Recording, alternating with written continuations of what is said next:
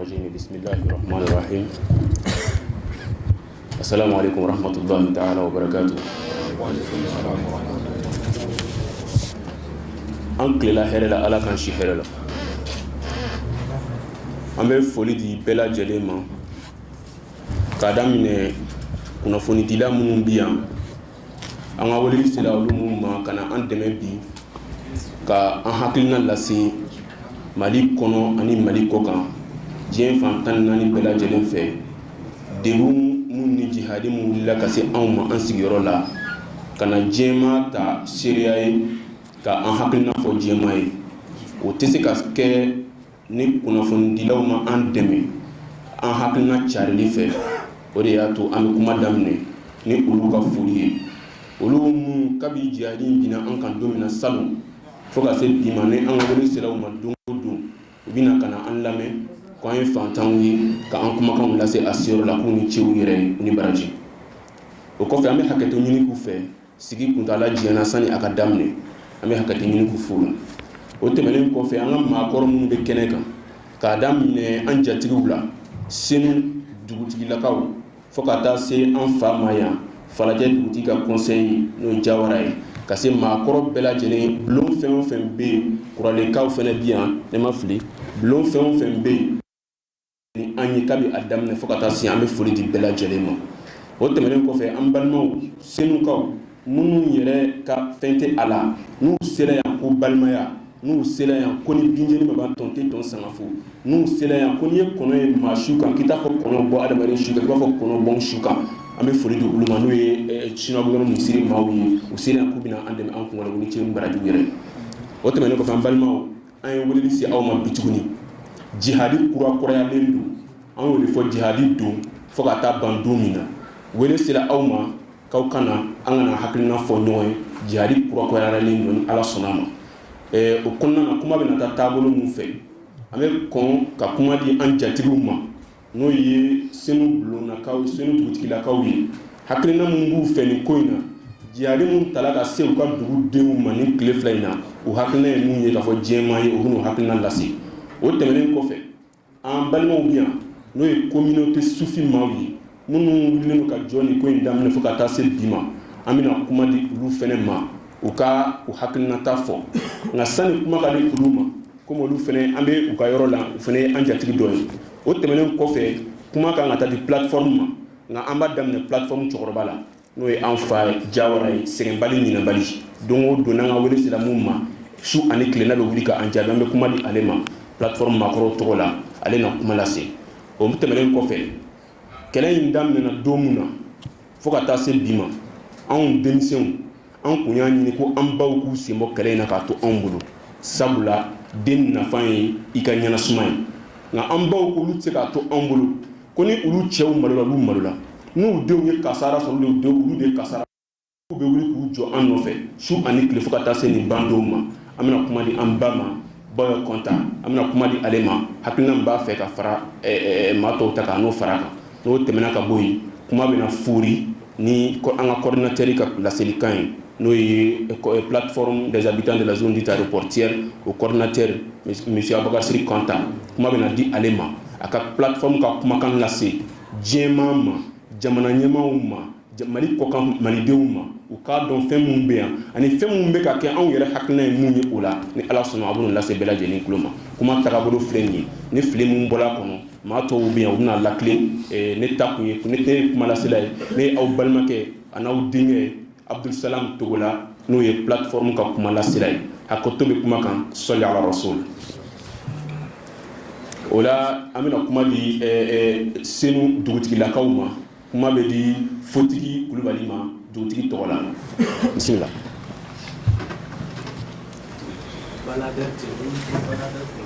non c'est bon pour les caméras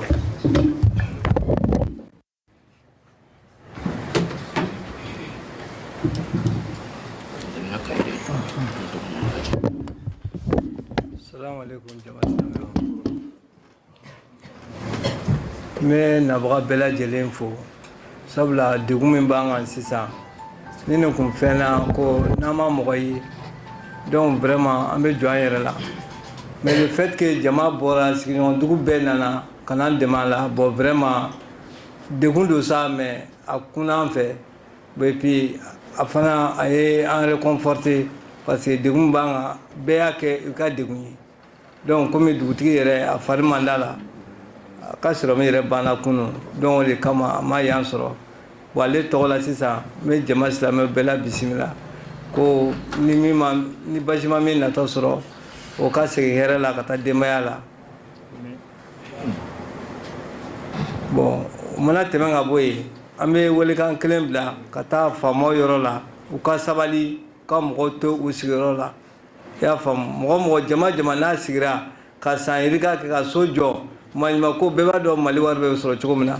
o wari fitinin sɔrɔlen ka maɲumako kɛ ka i yɛrɛ to kɔngɔ la k'i yɛrɛ to minɔgɔ la k'i diɲɛ ko to yen k'o don so la k'i bɛna o ci bon vraiment an tɛ jɛn n'a ye fanga ye sa mais hakɛ fana bɛ yen dɛ u ka sira fantan ka hakɛ ɲɛ fantan n'i y'an to yan ala kɔni bɛ fɛn dɔ da ka fantan tɛ se la mais ala bɛ fantan ka kɛlɛ kɛ u k'u la n'u kɔni t'i fɛ bon vraiment jamana ɲagamin ka don jamana kɔnɔ u ka sabali u ka mɔgɔw to u hakɛ la o de ka d'an ye n'u sera k'a mɛn o de ka d'an ye an ka laɲiniw ye salamu aleykum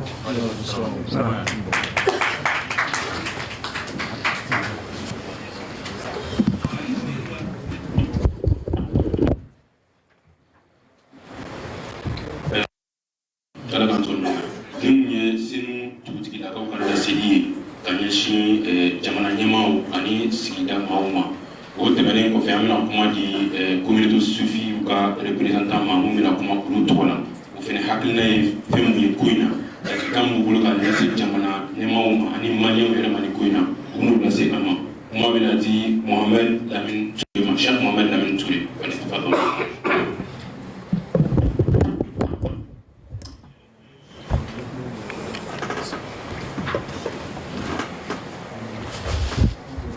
أعوذ بالله من الشيطان الرجيم بسم الله الرحمن الرحيم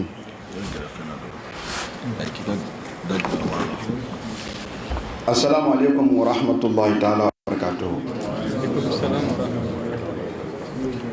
أمبالمو أمبافو نسلام يا فولي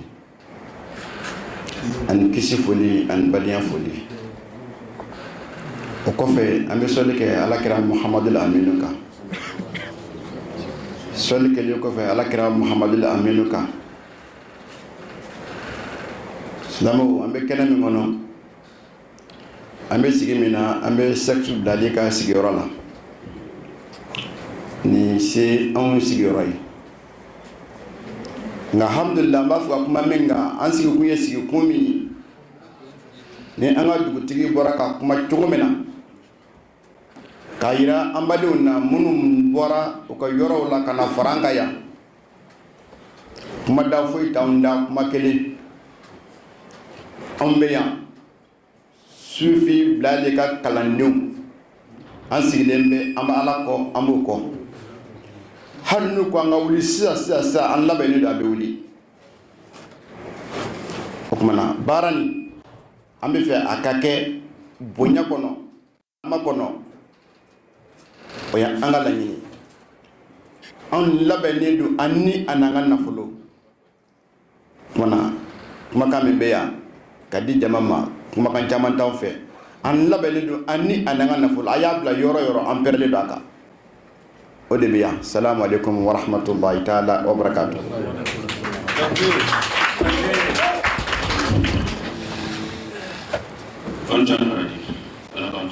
Ni communauté sufi à la citoyenne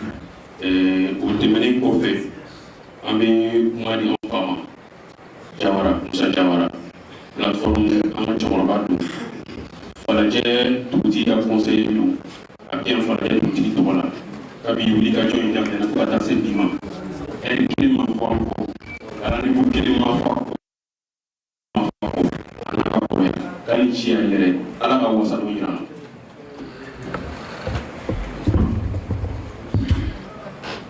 ani wula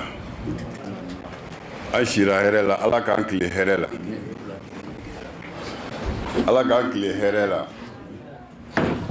an filɛ kɛnɛ mun kan nin an diya ye kɛnɛ tɛ an bɛ degun kɛnɛ de kan an tɔɔrɔlen don fo ka fɔ k'an tɔɔrɔlen don parce que kuma musalaha nafa fosi t'a la kabi salo an bɛ sanji la faamaw kuma bɛɛ u b'an nɛgɛn u bɛ manamanakan dɔw fɔ an ɲɛna ka an dusu salo yɔrɔ minnu cira ɲamakɔrɔ ni falajɛ ni senu u ko u bɛna fɛɛrɛ kɛ k'an ka yɔrɔw lasegin an ma k'an bila an ka duraw kɔnɔ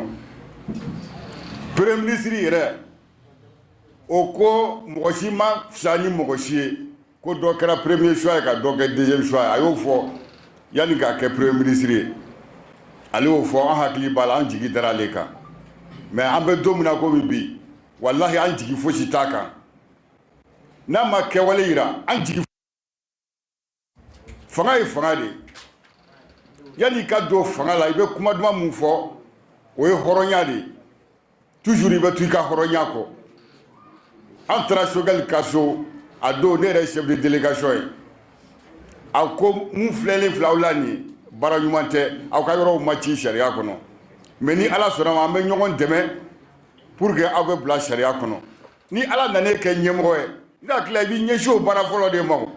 ka sababuya kɛ i ni hɔrɔnɲɔgɔnw de jɛra fɛ an bɛ yɔrɔ min bi vraiment an nimisalen don cogo bɛɛ la mɔgɔw bɛ fiɲɛ la hali bi u ka mɔgɔw ka yɔrɔw d'u ma u k'u bila u ka duraw kɔnɔ an bɛɛ ye maliyɛn de an dusu kasilen don dɛ wa bi ta y'a tɔ bɛɛ juguya kunasini ni kunu baara mun kɛra senu ye a ma dogo mɔgɔ si la u ka sabali n'a ka d'u u ka an faga walahi ala an denw b'a kɛlɛ k'an kɔfɛ n'an mɔdenw an tɛ sabali dɛ fo an su hakɛtɔ bɛ nin kan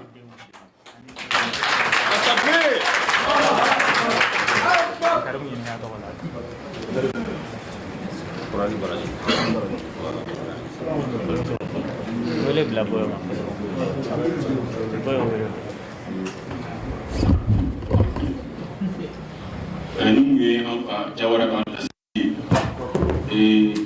falajɛ dugutigi tɔgɔ la ni kun ye ale ka lasigi o kɔrɔ de y'a yira la k'a fɔ ko zone aéroportuaire kuma bɛ ka fɔ quartier damadamani b'a kɔnɔ o quartier bɛɛ lajɛlen kabi an wulila don min na fo ka na se bi ma a bɛɛ anw bɛ ɲɔgɔn kɔ ni kɛnɛ na ko olu ye an jatigi ye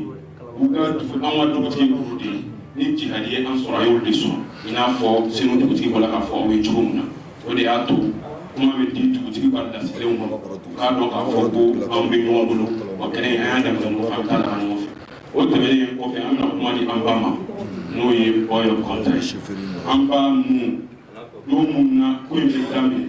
anw kun hakili la ko maakɔrɔya bɛ kɛlɛ san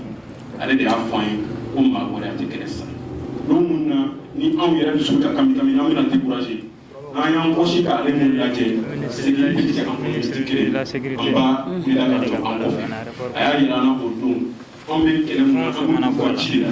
n'an taara ni fɛn y'an sɔrɔ ala de y'a latigɛ wa k'an bɛ barika ɲini kɛlɛ de la o de y'a to an fɛ o ye foli di a yɛrɛ ma ani ci a yɛrɛ ye hali bi ala k'a fɛnɛ wasa n'o yira an na n'o b'a bolo.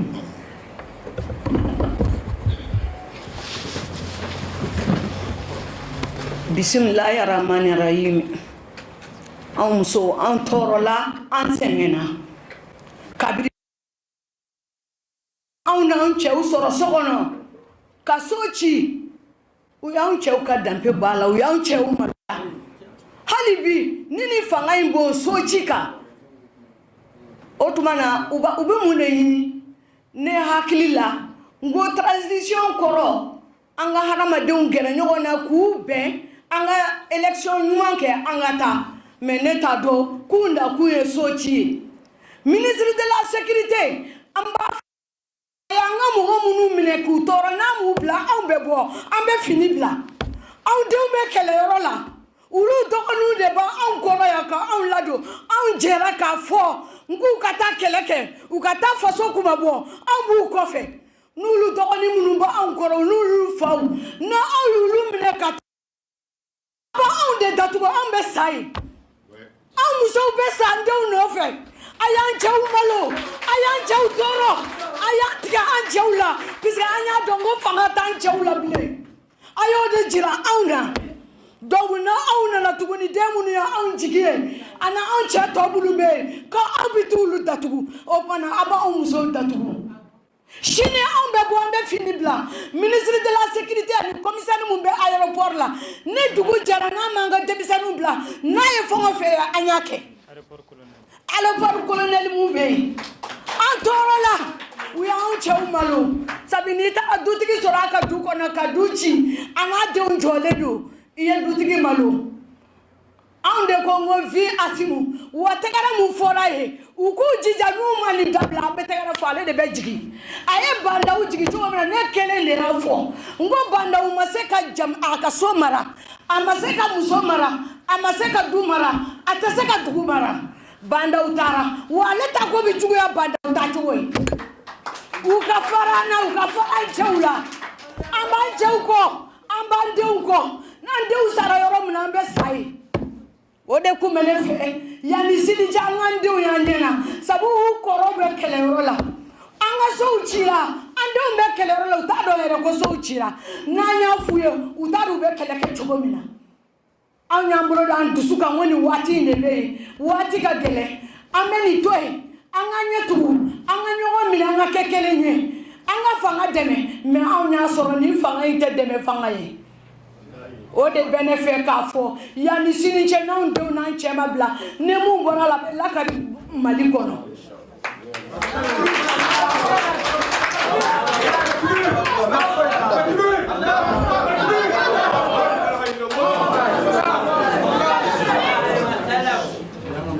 Evaluation Baraji. Dusu kɔlen e bɛ to ka a den n'an y'ale dusu kɔlen ye dɔrɔn o don an bɛ saya ta balo ye n'an y'ale dusu kasilen ale kasitɔ ye o don de an bɛ saya ta balo ye o de ye kosɔn an bɛ to k'ale den ni Ala sɔnna ma maa o maa ni e de ko se bɛ i ye ko e ye faama ye ko se bɛ i ye Ala don dɔ b'a bolo a b'a yira i da k'a fɔ o Mali ko mulu bɛ yen masaw bɛ ka masaya ale de e ta in o ye ale ta tɔni kelen de ko baji a y'o di e ma dɔrɔn e b'i jigi i ka mɛlɛkɛ minnu kan n'olu ye gendarmes ni gardiw ye mɛlɛkɛw de b'ale bolo n'a k'u ka kɛ tan o bɛ e n'i ka du bɛ dun n'i ma sɔn adamadenw yɛrɛ ma ni ɲɔgɔn ta ma n'ale y'a ɲɛ kamila don o de bɛ sɔn o ma an b'o kɔnɔ inshallah o kɔfɛ an bɛna kuma di an ka imam représentant ma nana imam Diou an bɛna kuma di ale ma ani Kalaban représentant ma na ɲɔgɔn fɛ fɛn min b'u fɛ ne bolo hakilina ye mun ye ka fara nin ko in kan ko n'u fɔ ka fara kan a kɛ to bɛ kun ka sɔn ni baara sɔn.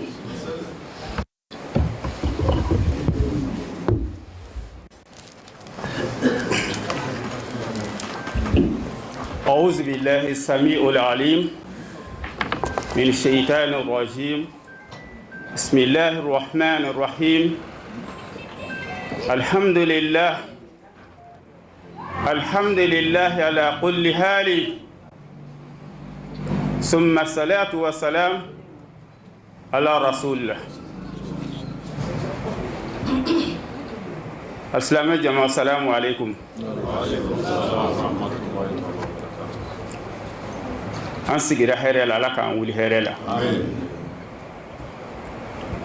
ne bɛ imama représenter i n'a fɔ commune 5 imama imam 100 ani imam 10 dɔɔni u y'u wasa don nan ka na kumaw tɔgɔ la an ye degun min sɔrɔ an marabaaw bolo an b'a ɲini Ala fɛ nin sigiyɔrɔ in na Ala k'an kisi u tɔɔrɔ ma Allahumma ansur bi fadlika fɔra an ye fɔlɔ ko an ka sigiyɔrɔ ye zone rapporteur de ye maa ba joli de bɛ jamana in kɔnɔ maa miliyon 20 ni kɔ maa min bɛ don avion kɔnɔ malidenw na bakele o bakele a tɛ tan bɔ o ma tigɛ anw na dɛ o tigɛra u yɛrɛw de la anw de y'an tɛgɛ kɔrɔ ta u ye k'u ka ɲi masa min ta ye dugukolo ye alimamiw ko o bɛna anw lawuri ka minnu sigi ko polisiw ni gendarmew yala olu tɛ hadamadenw dɔw ye wa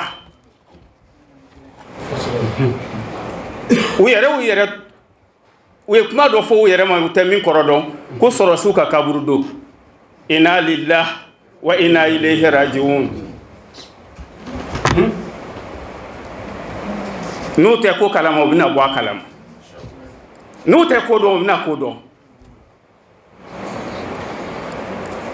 n tɛ nin kɛ o bɛ yen a tɛ kɛ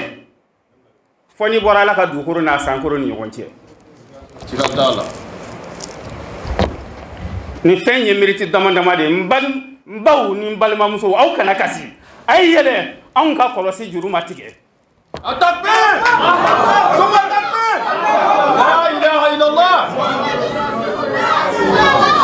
n'u y'a to an b'a to n'u m'a to a bɛ tugu kɔrɔ sisan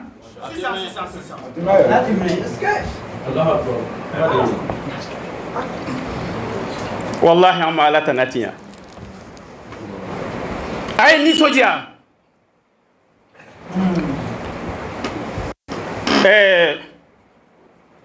n'i ko la ilaha illallah muhammadu rasulillah sallallahu alayhi wa alihi wa sallam ni ngalon ma kɛlɛ tigɛ ma dɔrɔn bɛ min kan tiɲɛ tɛ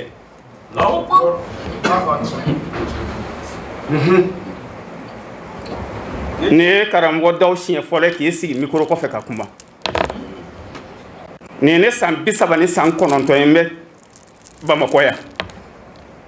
tɛ kuma radio la n tɛ se a maloya yɛrɛ bɛ na n ka n sigi mikoro kɔfɛ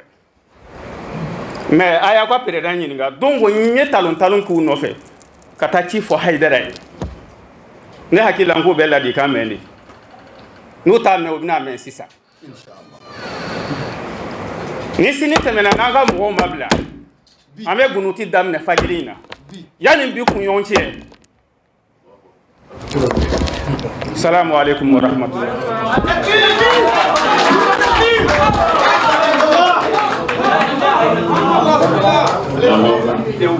Ala ka jamana ɲɛsuma Ala ka jamana ɲɛsuma Ala ka Mali kalifa a hinɛ bɛ don maa min Ala ka Mali kalifa Mali denw hinɛ bɛ don faamaw min Ala ka Mali kalifa Ala kana Mali di jamana ɲɛmaa ma Mali denw hinɛ tɛ mun na kɔfɛ an bɛ hakililati kɛ sani kuma ka di coordinateur bi weleli an bɛ sigi yan ka caya conférence de presse in k'a siɲɛ fɔlɔ ye kuma lasew ni k'a siɲɛ fɔlɔ ye o y'a sɔrɔ chaque fois an b'a kɛ a ko cayara nka kɛrɛnkɛrɛnnenya la mun y'an wele k'i kan lase yan o ye a bɛ sɛbɛn kelen fɔ jihadi mun talen don ka se senu kɛnɛ in ma faamaw fɛ ministère fɛ maa minnu nana kɛnɛ kan anw ye avocat ma se ka papier yira la nka u ko k'u da la verbalement ko ministre de la sécurité de k'olu ci u nana u m'a kɛ adamadenya la u yɛrɛ ka kuma na ko fosi tɛ se k'olu bali k'u ka nin piquew turu nka u ɲinɛna fɛn kelen kɔ dɔ bɛ yen n'a y'a ɲɛ gɛrɛ b'u la o ye Zul Jalali wale karamɔgɔ o kɔfɛ plateforme wulila ka jɔ k'u démarcher u ko yɔrɔ in k'a dira olu ma k'u k'a kɛ académie école scientifique de la police ye u ye fɛn caman fɔ a la hectare yirika k'u bɛna kɛ o de ye o kɔrɔ ko se bɛ olu ye u bɛ se k'a kɛ nka anw hakili la an bɛ sariya jamana de kɔnɔ hali ni président mako sera yɔrɔ ma tagasiraw de bɛ yen bɔsiraw de bɛ yen bonya kɔnɔ sariya yɛrɛ fɛnɛ kɔnɔ a kan ka bɔ olu fɛ nka n'o ma y'a la fo k'a kɛ i n'a fɔ baganw de sigilen don an bɛ na dɔrɔn k'u bɔ u nɔ na k'an seko kɛ maa si tɛ maa si ka bagan an bɛɛ adamaden ni bɛ an bɛɛ la bi se b'i ye sini se t'i ye anw tun b'a dɔn k'a fɔ ko olu kelenna bɛɛ fɛ yen n'i y'a sɔrɔ sɛ bɛ mun bolo wala saga bɛ mun bolo n'a mago sera ka saga ka sugu ma a tɛ sɔn abada ka na sugu bi saga in kan a bɛna saga in labɔ fɔlɔ ka taa bila yɔrɔ wɛrɛ ɲini a la ka sɔrɔ k'a utiliser o tuma saga ka fisa n'anw ye wa ni e wulila don na dugu cɛ ka na bi anw kan k'an ka so ci ko se bɛ i ye ko fanga b'i la bi an b'a to ala ma nka fɛn kelen ye anw ta ye o ye an b'a dɔn ko an bɛɛ de jɛ ye Mali ye Mali ma kɛ cɛ kelen ta ye kana k'u nana dɔw nɔ na wa an b'a tigiya ko dɔw bɛ na u nɔ na a bɛ se ka kɛ o bɛ kɛ anw yɛrɛ ye a se t'u ye o ka da de b'a ci donc adamadenw b'i kɔnɔ i b'i kɛcogo dɔn k'i taacogo dɔn maa kelen tile ma diɲɛ ma o de y'a to wuli sera anw ma bi comme mun bɛna kɛ tile fila in na sani maliyɛnw k'an mɛn an bɛna ka na i b'a wele k'a fɔ ko jihadi binna an kan tuguni o don na u nana ka na bin an kan ka bɔrɔnw turu ka kɔkɔ ta ka jigin maaw fɛ yen k'u dogo k'u lajaba ka bɔ ka sow kɔnɔ ko académie de la police de taa yɔrɔ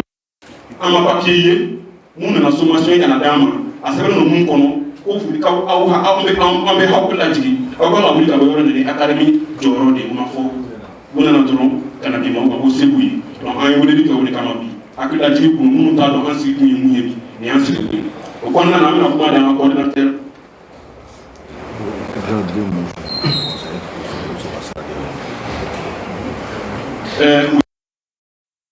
k'a fɔ ko an lamɛnbaga bɛɛ ti bamanan ko a bɛ se ka kɛ maaw bɛ k'an lamɛn jamana ko kan yɔrɔw la a ka ɲi jɛma k'a dɔn anw bɛ degun min kɔnɔ bi an ka faamaw bolo ko an ka dakunya damadamani fɔ nanzarakan na ka olu tulo kɛ o garijɛgɛ donc o kɔnɔna na o fɛnɛ tiɲɛ nka ne ko hakili la sani président ka kan ka to président ka tila la ou bien an b'a kɛ sani président ka kuma o la président fɛnɛ ka hakilina kɔnɔ i t'a sɔrɔ kɔrɔw tɛ ne kɔnɔ o bɛ président kɔnɔ o nafa ka bon n'a y'o fɔ an b'o fara k'a fɔ ko français bɛɛ k'a mɛn donc ni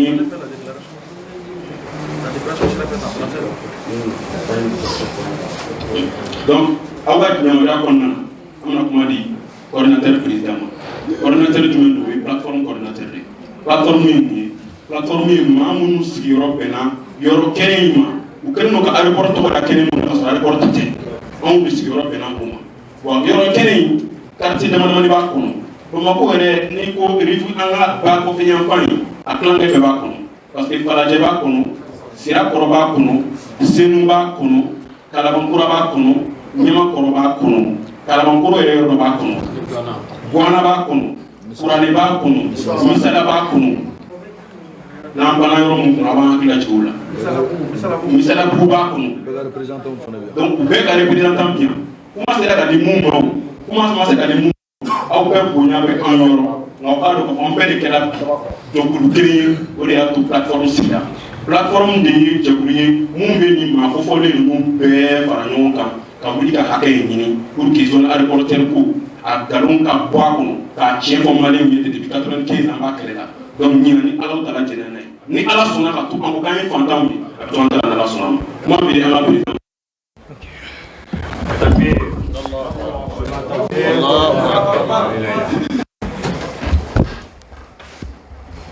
أعوذ بالله من الشيطان الرجيم بسم الله الرحمن الرحيم اللهم صل على سيدنا محمد عدد كل شيء صلاة دائمة بدعوة ملك لله Allah k'an bɛɛ sababa ma an ka dugutigiw ka laseli kɔfɛ an ka sufiw ka laseli kɔfɛ ani an yɛrɛ ka tɔnba an bɛɛ lajɛlen bɛ ɲɔgɔn sɔrɔ min kɔnɔ n'o ye plateforme ye o musow ka ɲɛmɔgɔ ka laseli kɔfɛ ani ka fara imama ɲɛmɔgɔw ka ciden ka laseli kɔfɛ ani an ka plateforme yɛrɛ porte parole bɔra ka ɲɛfɔli minnu kɛ o bɛɛ lajɛlen kɔfɛ ne bɛna dakuruɲɛ 2 fara kan an badenw an ka bi lajɛ ti lajɛ kura ye nka lajɛ do maa i ma sigi ni ko dɔ ye n'o kɛra o bɛ bali la bamananw ko ten ko n'i ye buguru kɛ kulonkɛ ɲɔgɔn bɛɛ ɲɛ la i kelen bɛ kulon kɛ don dɔ la fanga minnu tɛmɛna Mali la tɛgɛrɛ fɔra bɛɛ lajɛlen kun a famaw tɛgɛrɛ ba fɔra o kun dɔw yɛrɛ kun bolo k'olu ye Ala ye o ɲɔgɔn min k'a fɔ an ka ni fama minnu kun tɛgɛrɛ fɔ in kana kɛ sababu ye k'o fili o yɛrɛ ma n'o kɛla dɔrɔn o degun a tɛ k'olu kelen ta ye bilen parce que n'Ala ye jamana d'i ma i kan ka i sigi k'i miiri k'a dɔn k'e tɛ cɛ ye ka tɛmɛ jamanaden bɛɛ kan Ala ka latigɛ don sɔnɛ masaw tɛmɛna dugukolo in kan i ti olu sɔrɔ ali olu sɔnni na o masa yɛrɛ dɔw bɛ yen olu tɔgɔ bɛ fɔ e t'olu dɔn yɛrɛ ni e nana k'a fɔ ko ni e ye min fɔ k'o de bɛ kɛ k'a ti bɔ o kan i fɔra dɔ kɔ da la dɔ fana bɛ fɔ i kɔ anga bisigi menasi tede on tati andu atanda la bandu skundela on ya foya ngo transition te dore ye frontière la fanga ko fanga min nanen do fanga do filiasi o fanga filiasi konana mission do de talendo kadi ema eko ke ni enyina o mission ko kana ki take e ba fo ko jamana den bela jalende se jeda ni e ka sigili muguni kise de yina o muguni kise i fori nyogona chama ko dala o yina chogo mi nyogona chama fana bise kanati ikelente cheli ola on ka bi wele dakan flate sabate kelen pew de do wallahi sereya de do Mali kono Bamako kono ya ani Mali kofe dien fanta ani nani ko lu bela jalenke an sereye an joni an senun kaw an joni an sirakoro kaw an joni an falaje kana nyamakoro kana kurale kani misalaka ani gwanaka ka se fo tabakoro onna nendo jakuya zoni min sigi mogo dala no ere mason ka confirmer ko zone de no ko la zone dite aéroportière donc o zone sigoro benendo ni dugu damado mima o dugu damado min farala nyogon ka dugu tigu togola ka ton sigi na be fo ton ma ko plateforme des habitants de la zone dite aéroportière ka démission blo kono munum bi o ka ci la se no ye onye o koso bamaron ba fote ko ni ye kuma min me balade da ko bora balabale da ci min bi fonye akana on laje ka jona cinti on dala kuma doronye adona on dade ni dugutugu bi yoro mi conseil bi yoro mi dugu dem bebe ni dugu min folen flene wallahi ni dugu jama ka tani nori jama yi nori ma dogalite ande laka ni kuma foni salikeli monoya ngo wati sera wati mi on yere ka boya te sa on ga boya parce que on de ko kanti muguta en faso kama on ga boya on de ko kanti bereta en faso kama mais ka fo o kelen do iba fo ko fugoro ya wal mo falinen do ko don bali ala ayi ote mogo munum bi famaya na bi o kala nen te ka te maunka o ka fo diplôme ka bo anga la jeke nga beni ka dondu ni domi dugu jero de bike ola anga bisigi ka fo awye ko dekum mindo abi an fe ya senu kene jume ni bora tour d'Afrique la ki kunda posuka kene mimbi i numayan fafe so ni kase kama kene min ni ali terrain kelen sumaro te ya bela jeli sumane bani do ka bege mogo sigiro mogo sigilen be ni no ka cha sambi sabaye sambi nani ebi o masigi tende dugutigi yo lasigi ama banfana de mogo min ni o yamayalen do ka sigiyoro seben bo ka di mogo makika sigi no e mairie no ye sous-préfet ni préfet olu ka seben de bi mogo bolo na bi fo ma ko document légal no bora o jamana fama kelen fe ambeya kala lokon sola ka fo l'état est une continuité si cela est vrai pourquoi dossier do de bi la gauche ka do la korota o kuma on bi premier ministre a rappelé ni yorola docteur Shogel ko kala maiga ale miya fo don temenew na ka sora dati tulula ale min ko aw munu ni jonge na ka mogo wa ni bandaw ni mugtar wani willa ka ko souci le 14 janvier 2021 ko obena awka o ye malien ke sugu flay première qualité ani deuxième qualité ne komo Shogal lema Shogal mi ya fo ko anga je ka fanga yongon ka surasi munu nanendo ko bi ko ka sirabla ka fanga yi abisega yela ma chogomi pour ko lu bisega na fanga chogom na Shogal mi yo fo aga salon kono domina dati tulla Shogal mi ya fo ka ba fe ka malien to ne bela jale fara yongon ka ko pour que toɲɔ min bɛ yen nɔ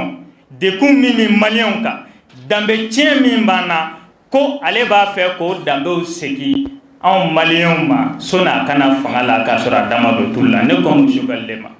Choguel bi an bɛ interpellé en tant que premier ministre Choguel anw de sigilen bɛ bi kɛrɛnkɛrɛn ma i ka aéroport gendarme i ka colonel Mayiga min bɛ ɲɛfɛ ani i ka capitaine Choguel an ka ma e min ka ministre de la sécurité kalenkan don k'a bɛ anw bɔ malidenya la ni a ye a ka anw ka impôt faralen ɲɔgɔn kan o kɛra ka gazi ni marifakisɛ min san a y'o de fara ɲɔgɔn kan kunun ntɛnɛn don ka na anw ka kɛnɛ kɔnɔ dutigiw ko gɛn ka bɔ u ka du kɔnɔ k'o lebu o furumusow ɲɛna ka furumusow k'o lebu o wolodenw ɲɛna ka kogow ta ka don du kɔnɔ ka gaziw ci ka taa mɔgɔw ka du kɔnɔ senu ale sugu min filɛ an kɛrɛfɛ yan sugu in ma jɔ kunun ka sababuya kɛ gendarmew ka gaziw ye o ye mɔgɔ min minɛ an ka mɔgɔw la a bɛ se mɔgɔ 10 ani kɔ ma ale tɛmɛsenna sen dɔw o y'olu dɔw minɛ k'o ti ka mɔgɔ dɔw bila saya ni balo cɛ aéroport sebe i tulo bɛ mankan na i b'a kalama o tun bɛ de bolo ye Choguel e b'a kalama a ma dogo i bɛ sira sɔrɔ sira o sira fɛ i bɛ ci sɔrɔ sira o sira fɛ an y'i bɔ a kalama ka da sabu jumɛn kan anw bɛ ko o ko kɛ sɔnni an k'a kɛ an bɛ kɔn de ka se mɔgɔw ma minnu bɛ se ka tasuma lasa ni kɛnɛ in kɔnɔ yan an bɛ foli lase Cheikh Sufi Bilali ma a ma sigi su a ma sigi tile an dɛmɛni la nin ko in na an kɔnna ka ci fɔ a ye a ko n ye nin mɛn min ni se a seyɔrɔ la nga o conseil ɲɛmaaba bɛ yen a wuli a ka so fana ma ni o ye a Seydi Cherif Ousmane Madani Haidara ye imama ɲɛmaaw bɛ kɛnɛ kɔnɔ yan o yɔrɔ bɛɛ an n'olu farala ɲɔgɔn kan ka wuli ka se Haidara fɛ yen ni o kɛra karidon tɛmɛnen an kɔrɔ sufɛ k'a fɔ a Seydi Cherif Ousmane Madani Haidara ɲɛna e min bɛ yen ka fantanw ni dɛsɛbaatɔw ɲɛji cɛ walasa fanga jugu kana bɛn o kan anw nana ka se i ma fanga jugu wulilen don ka se anw ma n'o ye gendarmew ye ka na ko bɛ na an ka kɛnɛ ka daraki an na ko o b'a kɛ polisiw ka direction scientifique ye hectare 90 polisiw ka direction scientifique o ye jamana jumɛn polisiw ka direction scientifique ye hectare 90 ko sɔrɔsiw ka kaburu don hectare 90 ko o bɛ minɛ anw na anw sigilen don yɔrɔ minnu na ni mɔgɔw ka so de jɔlen bɛ yen denbayatigiw bɛ yen terrain kelen ta yɔrɔ tɛ yen k'o b'o minɛ ko k'o di maliyɛn première qualité ma misiri belebele min b'a kɔnɔ a bɛ se 3 ma senu maison des jeunes o jɔlen b'a kɔnɔ suguw b'a kɔnɔ dɔgɔtɔrɔsow b'a kɔnɔ ekɔlisow b'a kɔnɔ ne hakili la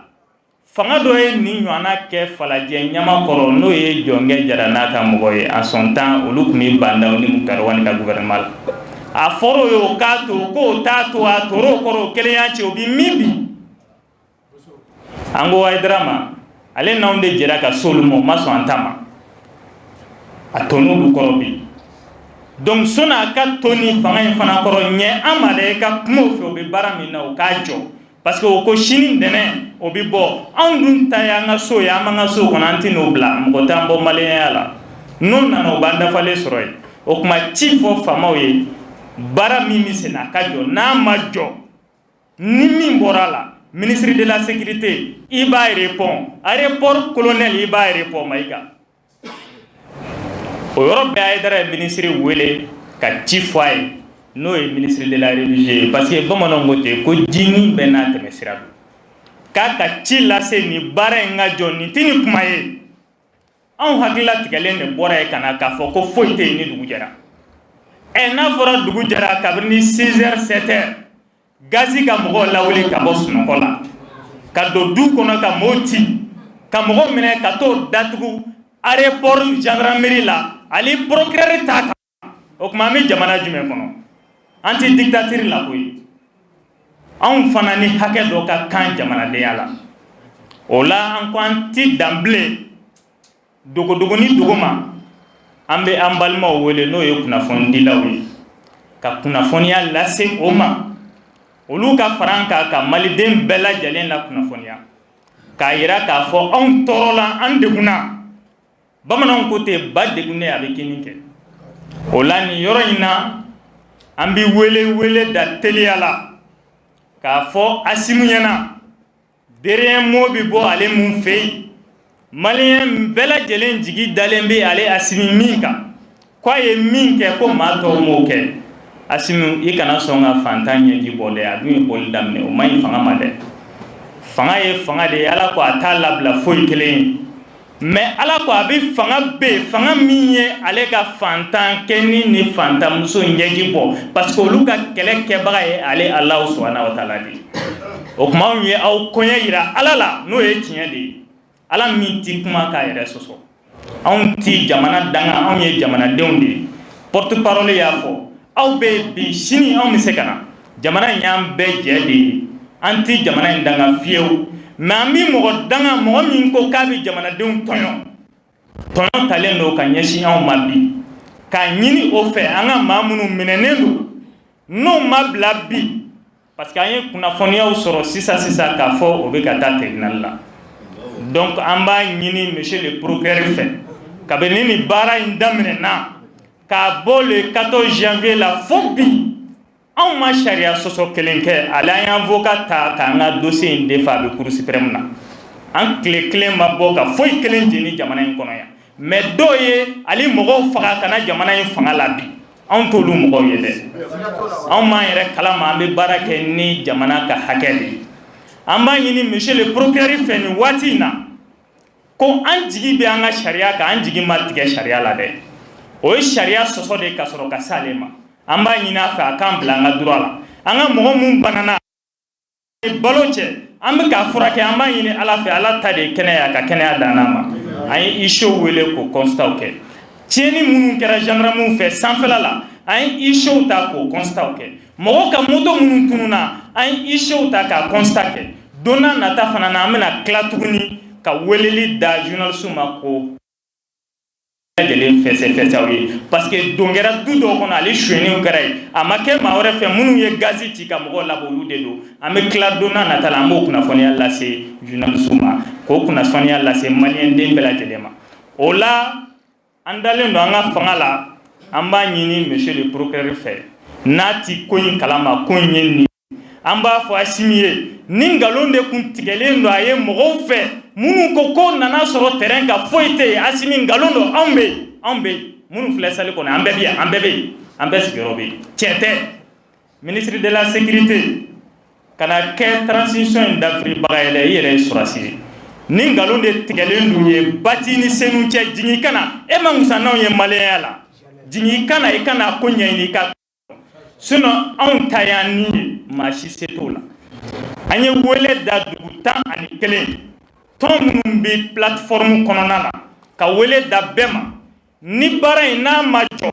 an ka mɔgɔ minnu minɛna n'o ma bila sini sɔgɔma 7 heures anw bɛ ɲɔgɔn sɔrɔ yan anw kɔni bɛ don an ka so kɔnɔ foyi t'o bali ni min bɔr'o la maliyɛnw bɛ k'o seere ni min bɔr'o la monsieur le ministre de la sécurité i bɛ o répond parce que anw t'an ka so bi mais sini 7 heures an bɛ don an ka so an ye wele da bɛɛ ma an bɛ taa an ka so sini 7 heures o y'an ka kɛnɛ in ye n'o m'a bila ni min bɔr'o la monsieur le ministre o y'i ka ko y'i bolo Asimu o y'i ka ko y'i bolo an kɔni ta y'an ni ye basi foyi t'o la nka bere t'anw bolo nafa t'anw bolo anw kɔni bɛ taa an ka so a b'an bɛɛ minɛ k'an datugu walima a b'an bɛɛ fa sɔnni an bɛ taa an ka so an ta y'an ka ni ye an b'o kɛ o la sur ce plan an tɛna kuma in jɛnya kosɛbɛ bilen an bɛ commission d'enquête nationale présidée Togola ye ministère de la justice kasoke anw de y'a laɲini ko ka commission sigi commission min bɛ kɛ sababu ye ka zone aéroportière problème bɛɛ lajɛlen ɲɛnabɔ Choguel i taara o kuma min fɔ CNT la Choguel i y'o bureau min n'i y'o sigili ko bila sen kan n'o bureau sigira malien o commission d'enquête nationale kɛwale min bɛ ka kɛ terrain kan bi a t'a kalama an y'a fɔ a ye kabiri ni alamisa don ka segin a kan a ye sibiri don ka tila ka segin a kan a ye kunun dɛnɛ a ko fo nin yɔrɔ in na ale t'a kalama donc baara min bɛ ka kɛ o b'a yira baara jɛlen de tɛ sinon ni baara jɛlen don an bɛɛ bɛ commission in kɔnɔ ministère in bɛɛ bɛ commission in kɔnɔ o ye maa 4 de ta anw na o maa 4 yɛrɛ la maa 2 de bɛ plateforme yɛrɛ kɔnɔ aw ka ca ni anw ye ni cɛ b'a bolo dalu b'a bolo mun na aw bɛ tila tuguni k'o commission sɔsɔ ka na terrain kan o commission o min pilotelen don ni ministre de la justice ye ministre de la justice e de bonya kama anw ma bɔ anw ma foyi kɛ e de bonya kama ka bɔ commission sigi la fo bi anw ma foyi kɛ nka ba degunnen bɛ kini kɛ n'o ma an ka kɛnɛ bila soni y'a bila kuma cɛ n'o ma an ka mɔgɔ bila bi sini o k'an bɛɛ minɛ an jɛnnen don n'o ye ne bɛ bɔ kuma la hakɛto bɔ sol à la rasoul rendez-vous demain à 7h.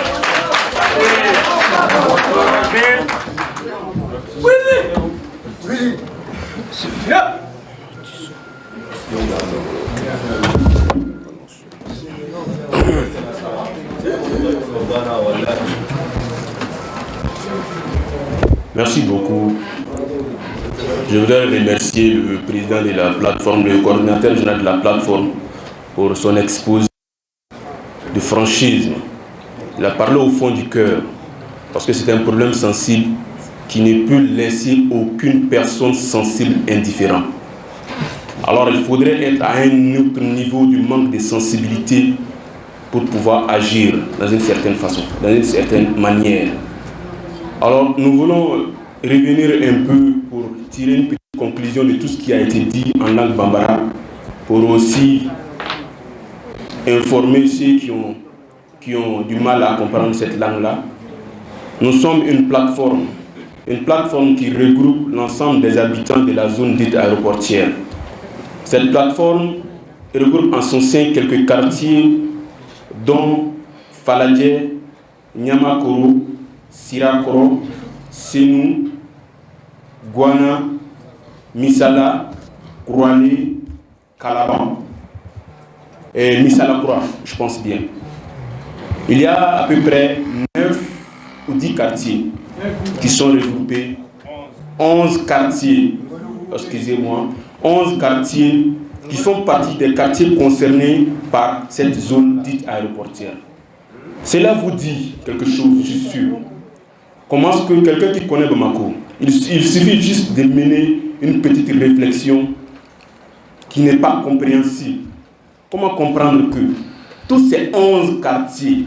à Bamako puissent se retrouver dans une zone inhabitable, la zone aéroportière? Comment comprendre ça? Ça veut dire que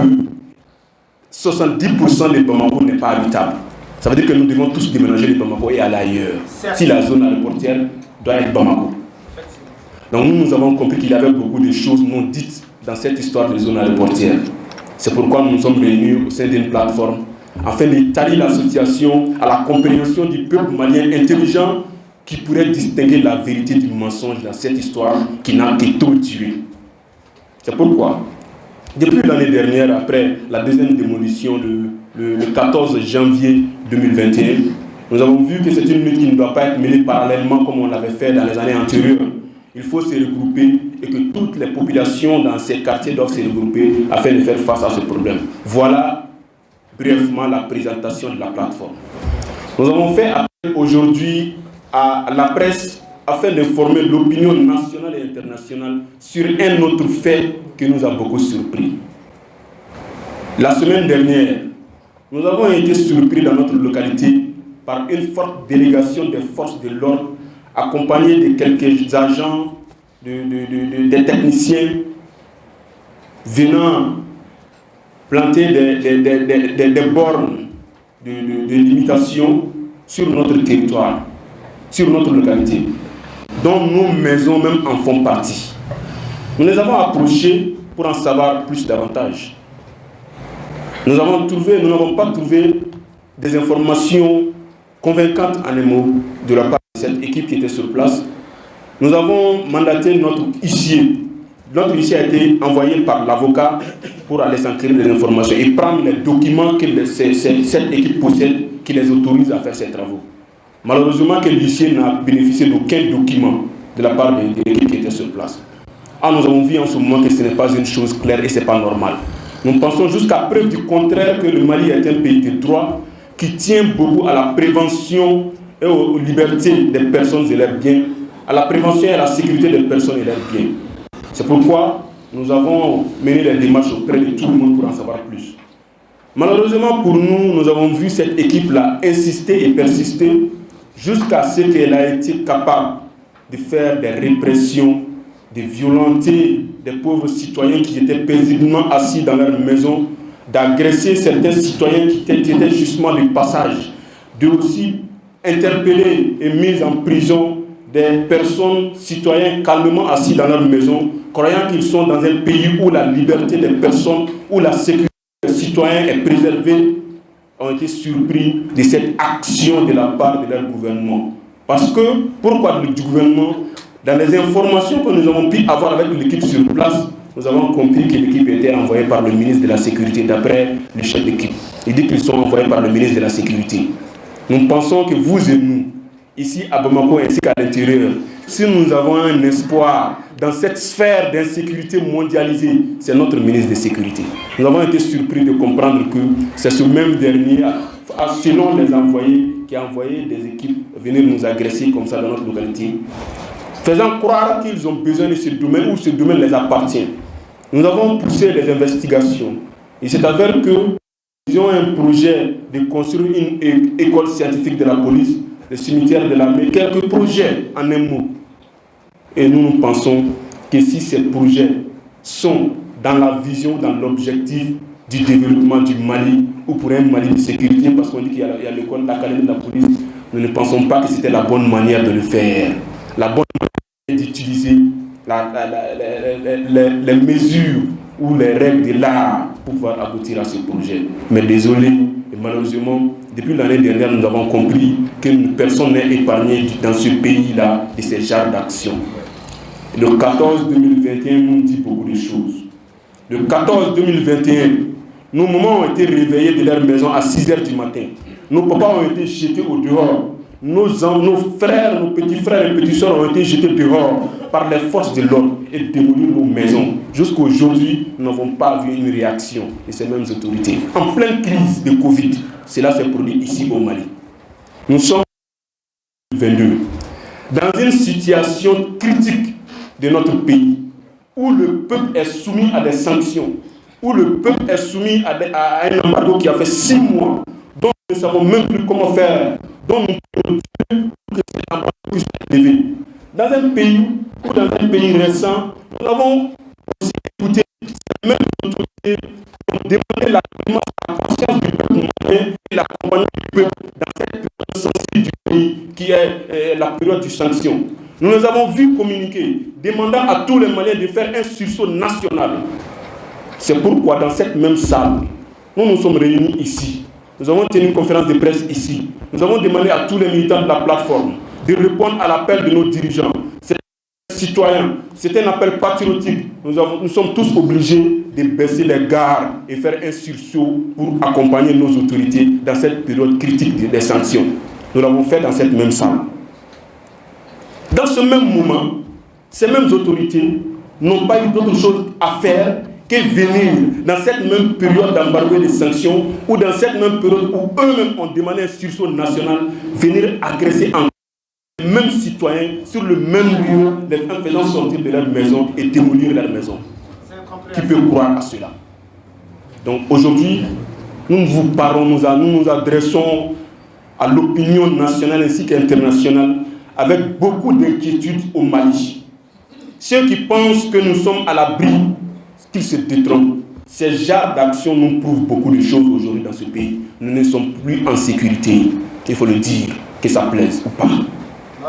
Nous n'avons jamais imaginé que ce gouvernement de transition, qui a un rôle bien déterminé, il faut le dire, un gouvernement de transition a des objectifs, a des priorités.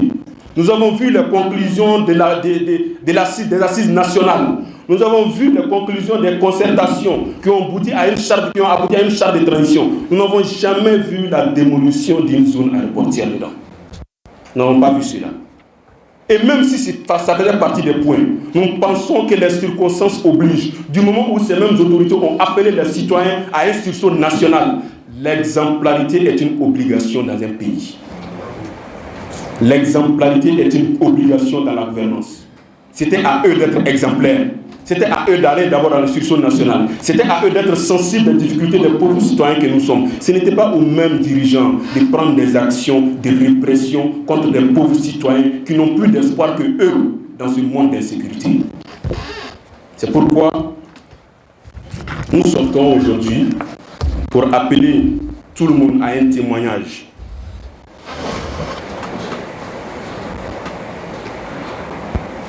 Nous sortons pour appeler l'opinion internationale,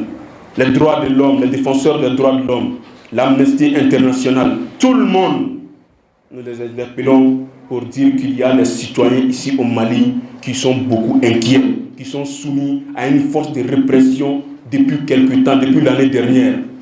Nos maisons depuis 2021 n'ont pas été démolies par un gouvernement qui est le gouvernement de transition. C'est l'équipe de Bandao et de Djonkel Diarra et de Mokhtarwan qui a fait la première démolition.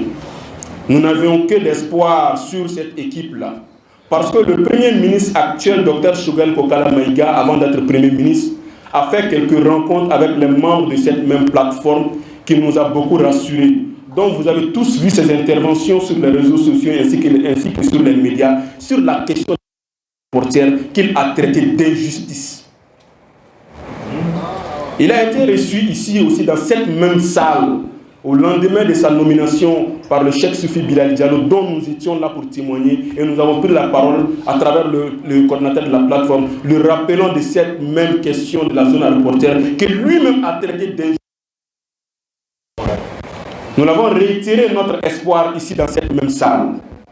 Malheureusement pour nous, cela fait quelque temps, ou bien une année à peu près, sa nomination. Nous avons été surpris d'une autre action plus violente que la dernière, de son même gouvernement que lui, il pilote. Nous n'avons pas été indemnisés, nous n'avons pas été mis dans nos droits comme il avait dit. Tout ce qu'il avait proposé, c'était d'accepter l'idée de la commission que nous avons bien proposée dans le temps, à travers le Haut Conseil islamique, une commission d'enquête qui va siéger sur la question de la zone aéroportière, voir que les gens sont installés, voir quels documents les gens disposent dans cette zone-là, voir les démolitions qui ont eu lieu, dans quelles conditions, est-ce que c'était normal, quels sont les dégâts causés par cette démolition. Voilà ce qu'ils nous ont dit comme travail de la commission d'enquête. En attendant, nous avons décidé en bon citoyen de faire un sursaut et laisser la commission travailler, et après le rapport ou les recommandations de la commission, nous allons analyser et voir ce qui est ressorti. Dans cette même période de travail de la commission, nous voyons que le même gouvernement qui nous a demandé d'attendre les conclusions de la commission agit sur le terrain violemment en dehors des instructions de la commission. Donc cela nous pose beaucoup de questions. Cela nous fait poser beaucoup de questions. Nous sommes dans quel pays? Nous sommes dans quel pays? Nous pensons qu'aujourd'hui, le minimum que les Maliens puissent faire entre eux, c'est d'être sensibles, c'est la concordance, c'est l'unité nationale, c'est la cohésion, c'est de se soutenir dans cette période difficile. Nous n'avons jamais imaginé une seule fois ou une seule cette équipe de transition dont le peuple malien lui a accordé sa confiance, dont le peuple malien lui a accordé son engagement dans cette période d'embargo et de sanctions. Nous n'avons jamais imaginé que ce même gouvernement, une fraction de ce même gouvernement allait être capable de faire une telle action qui rend victime ces pauvres citoyens qui attendent leur retour pour être soulagés. C'est pourquoi nous sommes sortis aujourd'hui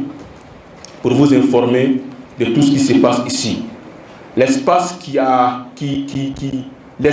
couvre Sénou, le quartier Sénou dans la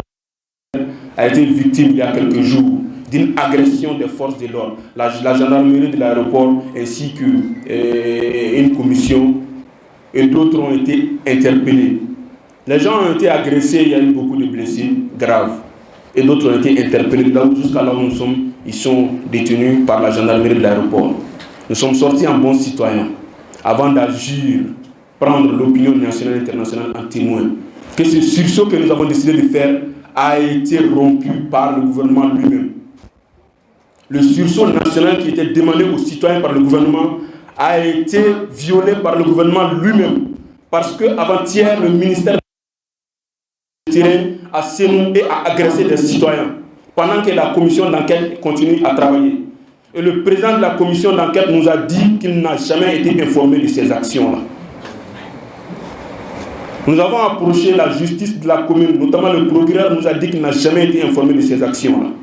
Alors s'il n'y a pas de structuration dans les actions gouvernementales, comment est-ce que ce même gouvernement peut être exemplaire et instruire aux populations d'avoir des structurations et de rentrer dans les structurations dans leur démarche? Donc voilà pourquoi nous avons posé cette question qui a besoin d'une réponse. Nous sommes dans quel pays? Est-ce le Mali que nous avons tous rêvé? C'est pourquoi cette information était importante. Nous allons entreprendre des actions. Avant d'entreprendre quoi que ce soit, comme d'habitude, nous avons décidé de vous prendre en témoin. Avant de prendre la presse en témoin, nos témoins habituels et traditionnels sont déjà là, notamment le Haut Conseil islamique qui a servi de médiateur et d'intermédiaire entre nous et le gouvernement depuis le début de ces actions, a été approché par une délégation de la plateforme, ainsi que l'imama a été informé de la situation. Et leur tour, nous avons la confirmation qu'ils ont déjà averti les autorités à ne pas agir de telle sorte parce que ça n'arrange pas le pays actuellement. Donc nous attendons voir s'ils ont écouté ces conseils de ces sages, s'ils ont su que nous sommes dans un pays où nos traditions et nos valeurs culturelles nous obligent à écouter certaines personnes et respectables comme les leaders religieux, tant mieux. S'ils n'ont pas écouté ces derniers, s'ils ont été sensibles que le pauvre Malien ne mérite pas ça aujourd'hui, s'ils sont arrivés à se convaincre entre eux d'arrêter de faire des victimes encore parce que le peuple malien a tant souffert, tant mieux. Alors dans le cas échéant, s'ils n'ont pas fait tout cela, à l'impossible, nul n'est tenu. À l'impossible, nul n'est tenu. Il y a Franck Fanon, un écrivain, qui disait qu'un homme face aux injustices et aux forces arbitraires ne doit jamais baisser les bras ni baisser la tête. C'est le lieu pour lui de se battre avec toutes ses forces, même si sa vie doit nuire dans le combat.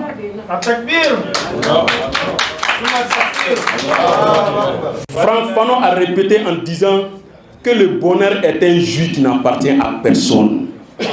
La liberté est un cadeau offert aux hommes. Dieu, si tu veux bénéficier de ta liberté, bats-toi. Sois un homme et Dieu t'accorde la liberté. On l'a cherché, Inch'Allah. C'est pour dire que nous sommes des Maliens, tout comme les dirigeants d'aujourd'hui. Personne n'est malien que l'autre. Nous sommes tous des Maliens et nous allons prouver que nous sommes tous des Maliens. De la même sorte que nos dirigeants nous ont montré aujourd'hui que personne ne va marcher sur la dignité malienne. Nous sommes Maliens, nous n'accepterons jamais aussi que quelqu'un marche sur notre dignité en cassant nos maisons. De la même sorte qu'ils ont prouvé au monde entier que le Malien ne se soumettra jamais à des forces arbitraires. C'est de la même sorte que nous, citoyens de la zone aéroportière, nous allons leur prouver que nous sommes ces mêmes Maliens que eux. Nous n'allons jamais accepter que quelqu'un marche sur nous. Ça n'arrivera jamais. Parce qu'ils nous ont montré que c'est ça le Malien. Et c'est réellement ça le Malien. Nous allons leur montrer que nous sommes tous des Maliens. Donc, nous implorons la grâce du Tout-Puissant Allah d'apaiser les cœurs des Maliens. Nous implorons la grâce du Tout-Puissant Allah de toucher les cœurs des dirigeants, qu'ils puissent être sensibles aux pauvres, aux problèmes des pauvres. Nous implorons la grâce du Tout-Puissant Allah de toucher le cœur de ceux-là aujourd'hui dont nous avons nos espoirs sur eux pour nous protéger, pour nous sécuriser. Notre malheur ne va jamais venir de eux. Moi, je voudrais m'arrêter là et le reste va se voir sur le terrain, Inch'Allah. Sur ce, merci beaucoup.